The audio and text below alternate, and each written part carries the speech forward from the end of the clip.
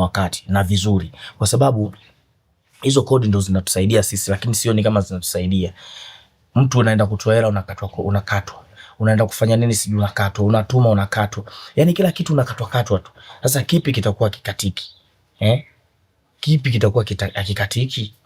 Tengenezeni mifumo mizuri, msio tu kila mkiona kitu kidogo tu jamani kodi no.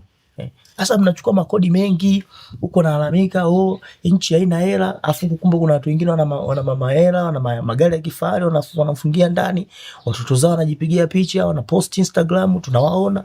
Na sisi watoto wa kimaskini, wazazi wetu wanafanya kazi kwenye serikali hiyo hiyo, wanajifinya, wanajiiba, wanatafuta yani riziki zao wanazitafuta zile kihalali. Kwamba hatutaki kwamba education na kesho kutwa nije nifukuzwe kazi au niambiwe hivi na hivi na hivi. No, we don't need that, we don't like that.